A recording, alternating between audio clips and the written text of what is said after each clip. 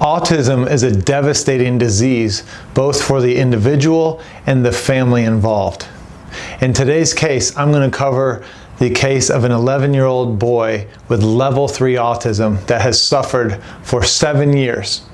And I'm going to show you how we created massive change in just 6 weeks in this kid's case, and how that could be possible for your child with autism as well. So let's dive into that case.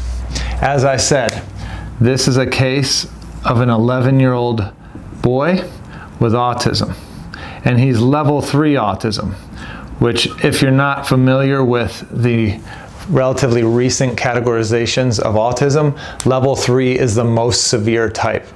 These children are basically non-functional without constant help, and that's how this boy is, or was, as well. So a little bit of his background. He was a normal child, completely normal child, up to age 4. Before starting kindergarten, he knew all his colors, he could speak in full sentences, and he knew his letters.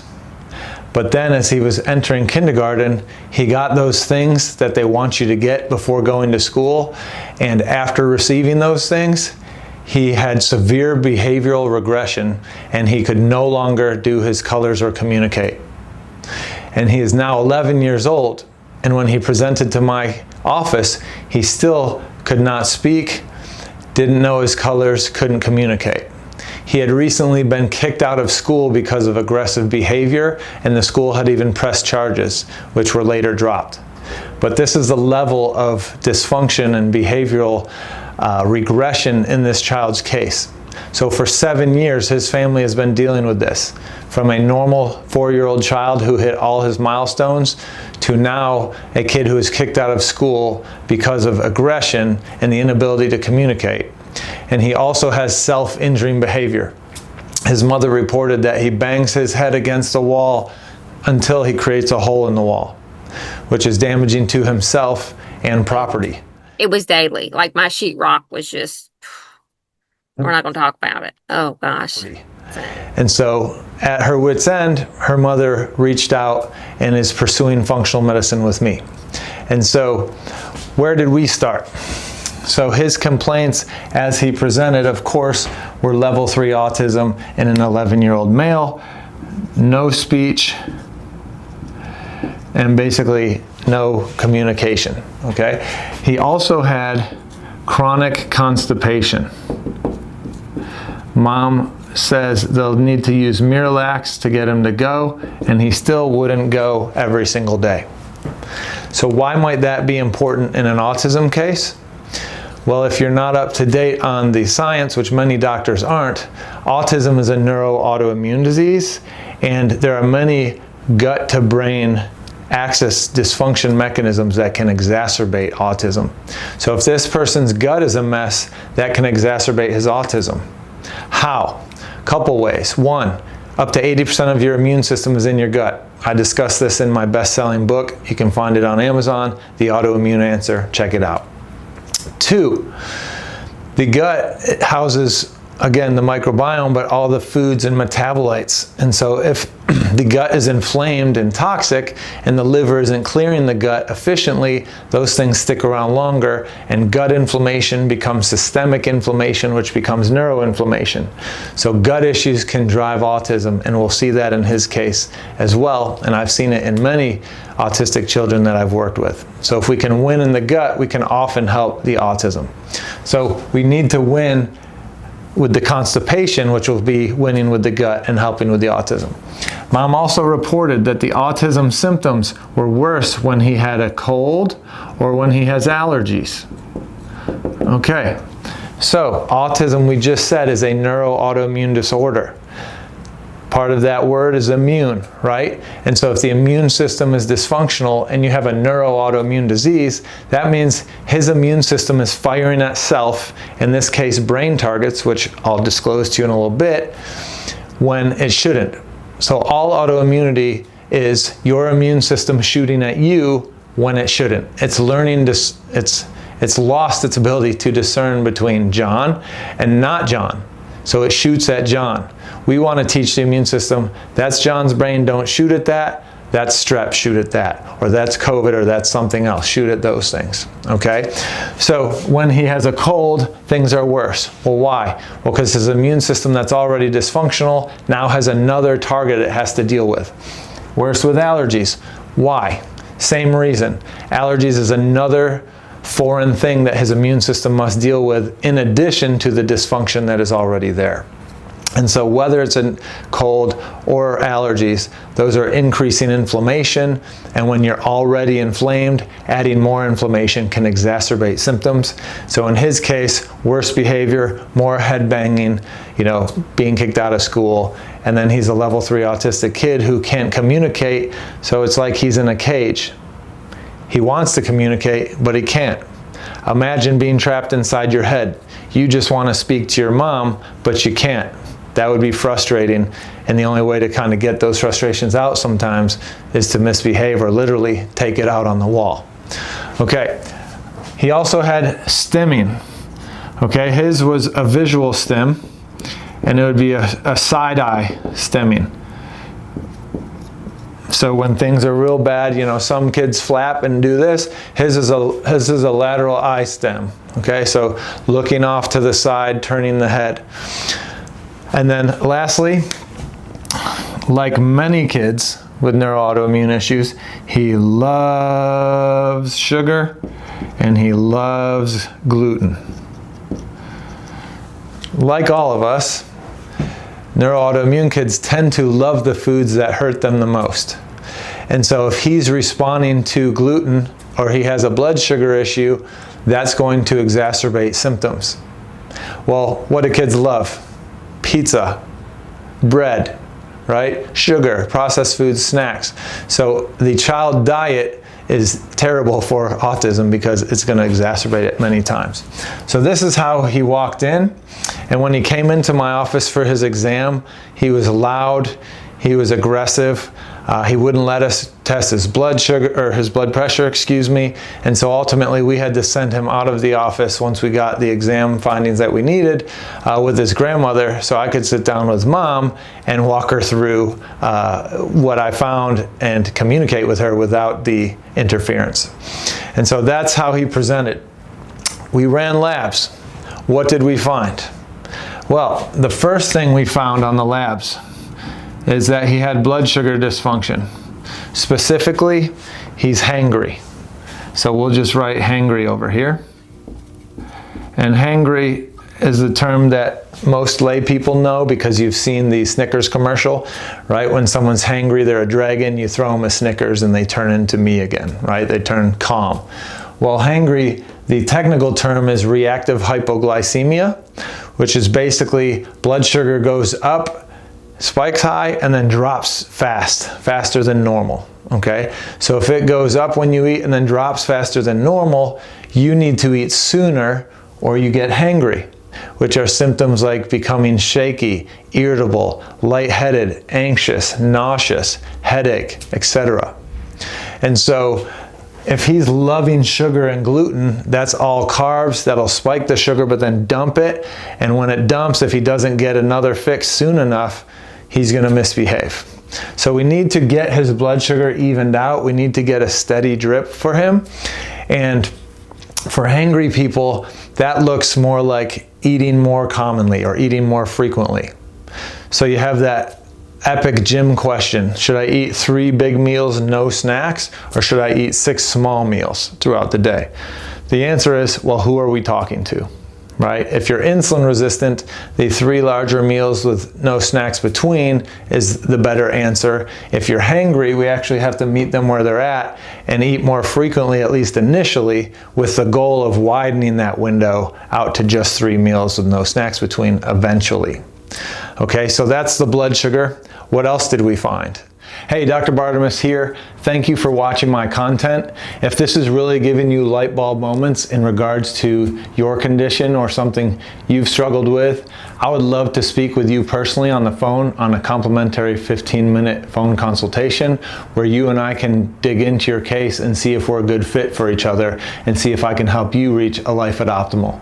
If you'd like to do that, please go to functionalmedicinecharlotte.janeapp.com and schedule via the online booking option. Thank you. I look forward to meeting you. Next, we looked at his immune system. And as I've already said, autism is a neuroautoimmune disease. His autism was triggered by those external inputs that he needed before school. And so we can look at the immune system and say, what's it look like now? So now at age 11, with testing, his white blood cell count was lab low. Okay, so with 7 years of chronic immune activation, now it's suppressed, okay? It's burnt out, his resilience isn't there. So we have to improve his immune system and his total white blood cell count, because when he has a cold, he's worse. Why? Well, again, he's already autoimmune, but then you add a cold and he doesn't have enough soldiers to fight his baseline. Now you add a new enemy and things are tough for him. Or you add an allergy, things are tough for him. All right, within the differential, we saw that he had lab low absolute neutrophils, which neutrophils should be the most numerous soldier in your immune army. Okay, they're the Marines. His Marines were deficient. And then he had lab high relative lymphocytes and monocytes. With those elevated, that suggests viral component. Infectious for sure, likely viral, but could also be bacterial and other things. So as we tested him, we found that he had lab high antibodies to Mycoplasma pneumoniae. What the heck is that? Right? Mycoplasma pneumoniae is the most common cause of walking pneumonia. Often you can have it in the lungs asymptomatically.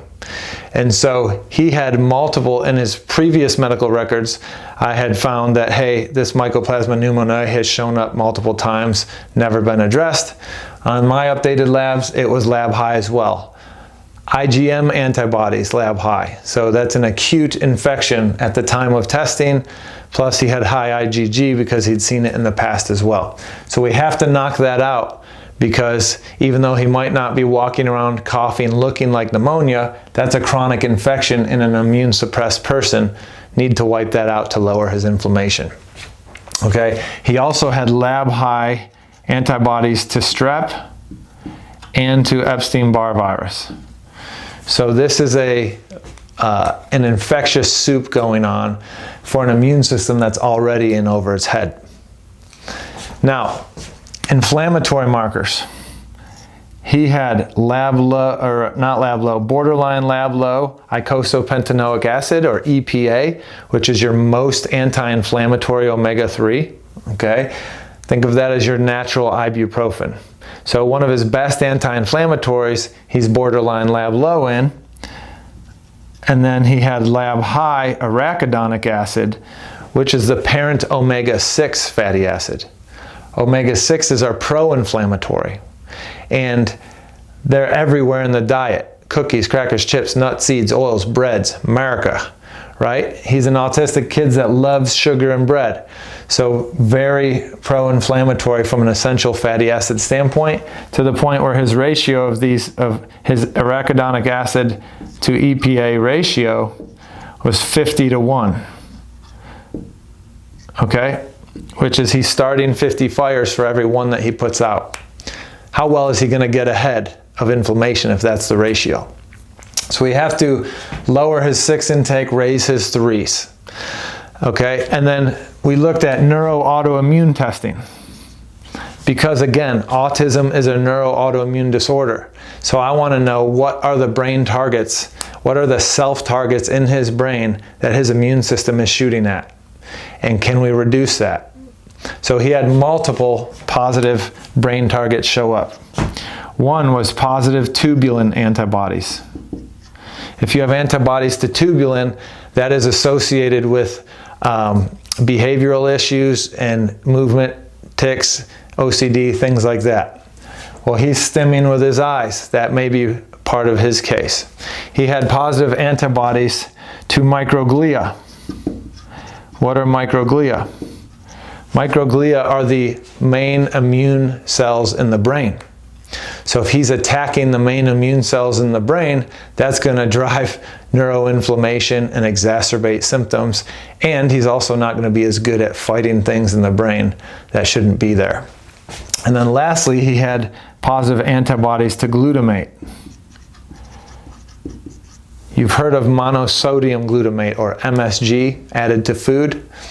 Food companies add MSG to food because glutamate is our most excitatory neurotransmitter. So that tricks your brain into thinking, hey, this food's really good. So you eat more and then you buy more. It's diabolical, right?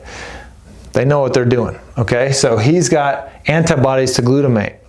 So he loves sugar and he loves pizza and processed foods full of MSG. So he eats those foods, bam, neuroinflammation, flaring his glutamate antibodies. He's adding glutamate through the food. So he has antibodies to glutamate. He's adding that trigger when he eats it, flaring those antibodies, flaring inflammation, flaring behavior. So we have to remove the excess glutamate from the diet. He needs to have glutamate because, again, for all of us, glutamate is our excitatory neurotransmitter. It's our gas pedal. So for me to think or reach for my water or record this video right now, glutamate is crucial. So we don't want no glutamate, but we don't want excess glutamate. So those are the things he's attacking in his brain, his own self-targets. And then we also looked at his gut. And so on his gut testing, he had multiple findings that are crucial to the case. So we said we don't want to add glutamate through the food because he has antibodies to glutamate. We also don't want to add those bad foods, even if there weren't MSG in them, because those foods can, again, inflame the gut, and through gut-brain axis mechanisms, inflame his brain and autism. So first finding on his stool test, he had lab-high candida, lab-high yeast. Okay, so he had yeast infection in his gut. Well, yeast drives inflammation by creating what's called gliotoxin, and gliotoxin is a neurotoxin. So this dysbiosis of candida in his gut can be flaring his autism. Candida also breaks down the first line of defense in the mucosal barrier in your gut called secretory IgA. Guess what? His was lab low. Well, secretory IgA, as I said, is the first line of defense in your gut, so that could promote hyperpermeability, or you could think of him as being more leaky, so more things get through and drive inflammation. But also, recent research shows that secretory IgA from your gut travels through the blood to the brain to provide anti-inflammatory benefit. So deficiency of SIG-A down in the gut can flare exacerbation or flare autism in the brain or other neuroautoimmune issues because you're lacking that anti-inflammatory stimulus. Also in the gut, lab high eosinophil activation protein. This is an inflammatory marker against viruses, parasites, bacteria, candida, etc. So his candida overgrowth, his immune system's trying to respond to it by creating inflammation to kill it, which is appropriate, but lab high levels for too long in an immune system that is suppressed and can't get on top of the infection, it ends up exacerbating symptoms. So we need to help him kill and boost the immune system. And then also found in his gut was lab low elastase, which is the pancreas production of digestive enzymes. So if he's not digesting his food well, that food can be fermented by his bugs, whether good probiotics or bad bugs, and that fermented food can drive gas, bloating, diarrhea, constipation, perhaps, pain. So if he's not digesting his food well, not only will he not be getting the good foods like EPA from his diet if he's getting any, he also won't be digesting them well, which can drive the chronic constipation worse, drive the behavior worse. And then lastly, in the gut, let's talk about a major finding. Hey, Dr. Bartemus here to thank you for watching my content. I hope it has enlightened you in regards to the topic being discussed.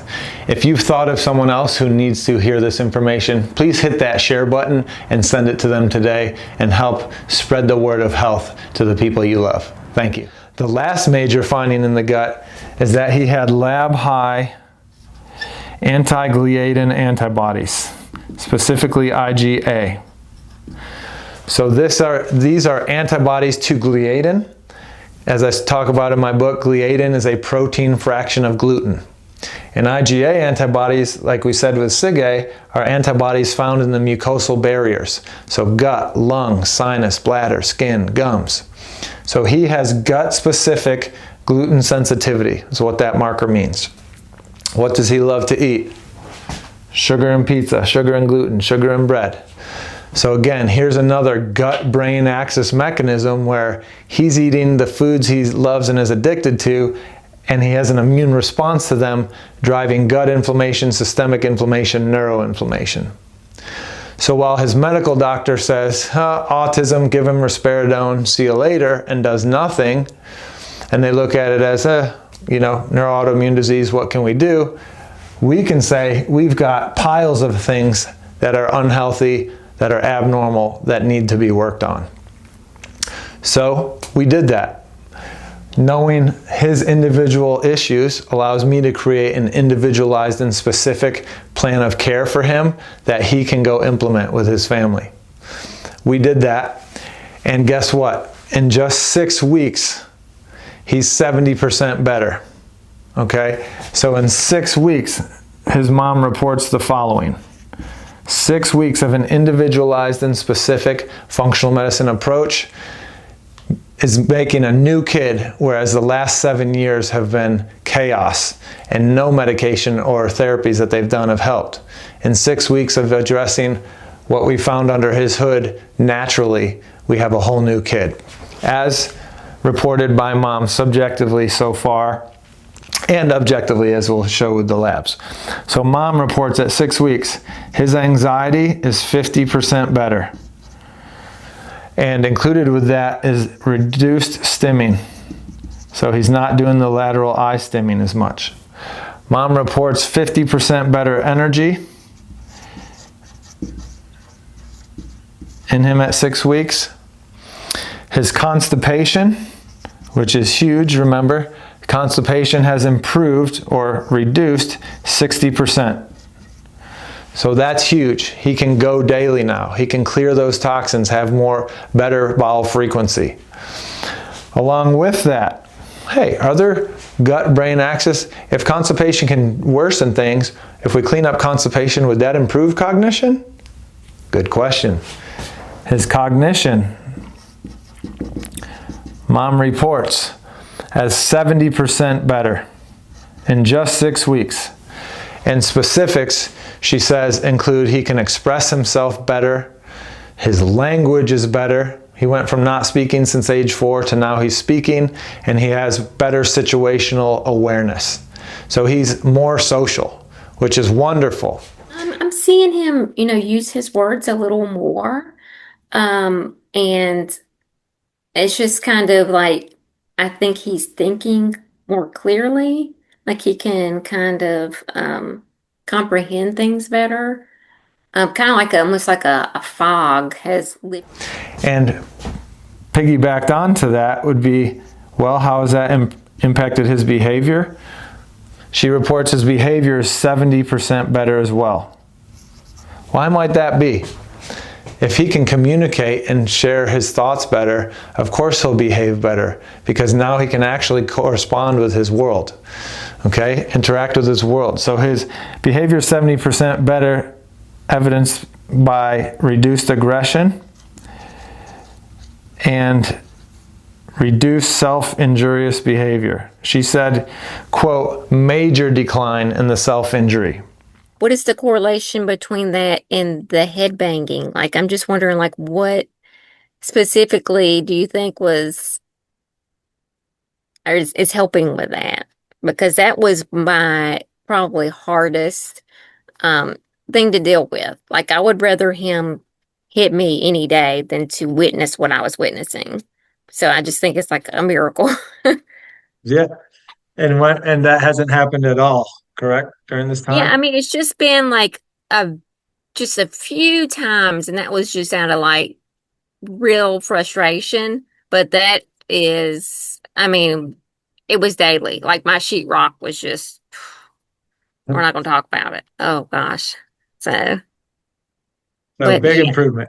huge decline. Yeah. And so if you're out there with an autistic child or an autistic adult and you've done all the conventional things and they've never improved, it's possible that through individualized and specific treatment, they could improve significantly. Here's a kid that for 7 years never improved, and in just 6 weeks of doing the right things, he's massively better, 70% better by mom's count. So let's dive into the lab results at 6 weeks. Hey, Dr. Bartemus here. If you're liking this content, please hit that like button below this video and hit that subscribe button so you won't miss out on any new content that I produce. Thanks for following. How have the lab improved at 6 weeks? Well, his blood sugar is now optimal, and we'll put the pre-post HOMA calculator numbers up here so that you can see them. More even blood sugar, more even behavior. His white blood cells, they were lab low previously, those are now optimal. His differential, now optimal. He's no longer deficient in the marines like he was before, so he can better fight and clear infections. Well, in being able to do that, his Mycoplasma pneumoniae is now optimal. The IgM is now negative, the IgG is now negative. So that suggests the infection has been eliminated, and eliminating that infection allows the white blood cells to recover, the immune system to recover. So, wrapping it up, in just 6 weeks, we have reversed 7 years of autism. Okay, is the patient still autistic? Yes, but functionally in the family, is he light years better? Yes, 70% better by mom's count. And that's only in 6 weeks. We're only halfway through care. So how much better will he be at 12 weeks? How much better could you or your child be in 6 weeks or 12 weeks? This is non-drug, this is natural, this is individualized and specific to him, to you, to them.